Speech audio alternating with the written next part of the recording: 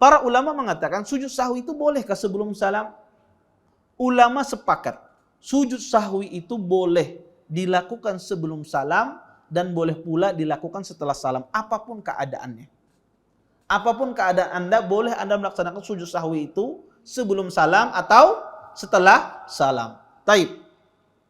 Terus bagaimana tata cara sujud sahwi? Dijelaskan di sini.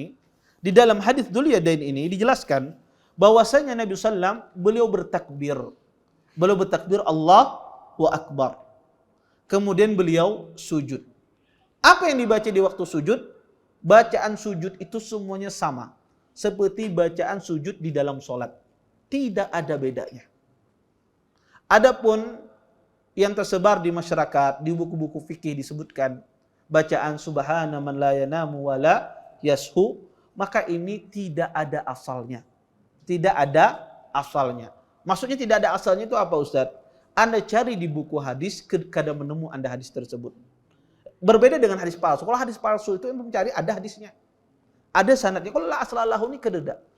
Pian membuka dari awal sampai akhir ya 100 tahun kada dapat hadis itu di buku-buku hadis. Kenapa? Karena tidak ada asalnya, memang tidak ada wujud, tidak ada wujudnya. Tetapi itu masyhur di kalangan fuqaha menyebutkan doa tersebut.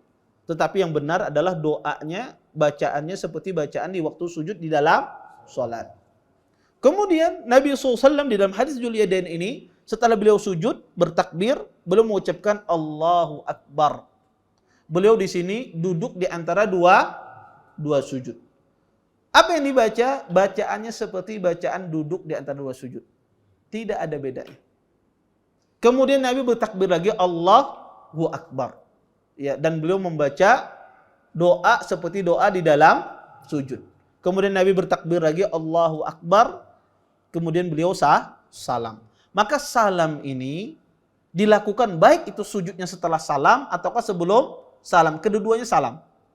Kalau sebelum salam maka dia salamnya untuk sholat.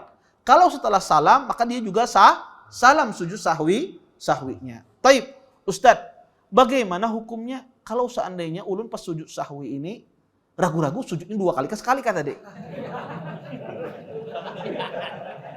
Tadi sembahyang ya ragu-ragu, pas sujud sahwinya ragu-ragu. Apa sujud sahwi pulang lah. Dan itu ada orang semacam itu. Ya, ada orang semacam itu ketika sujud sahwi. Tadi 1 kah 2 kah sujud sahwinya. Apa yang harus dilakukan? Kata para ulama, kalau seandainya orang itu ragu-ragu ketika sujud sahwi, maka tidak perlu dia sujud sahwi lagi. Kenapa? Itu qat'us salasil, memutus apa? Karena setelah itu ragu pulang, sujud 2 kali, kada selesai. Maka kalau orang ragu sujud sahwinya berapa kali, sudah. Tadi 2 kah apa 1? 2 sudah selesai. Iya. Tadi itu saya ragu 1, 2, dianggap 2. Kenapa? Karena itu diputuskan. Iya. Kalau tidak itu akan bersambung terus-menerus. Maka orang ragu terhadap sujud sahwi tidak perlu sujud sahwi lagi. Ya, tidak ada lagi sujud sahwi ketika orang itu ragu.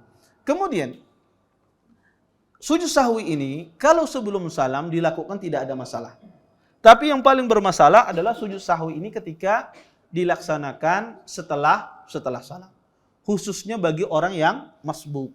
Ya, bagi orang yang masbuk itu apa yang harus dia lakukan? Ketika sujud imam itu setelah salam.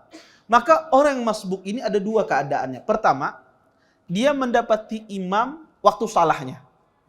Mendapati imam di waktu salahnya. Ketika dia mendapati imam di waktu salahnya, misalnya dia masbuknya 1 rakaat. Imam ini terjadi di rakaat ketiga salahnya. Dia dapat ini kesalahan imam ini. Taib. Kemudian imam sujud sahwinya setelah salam.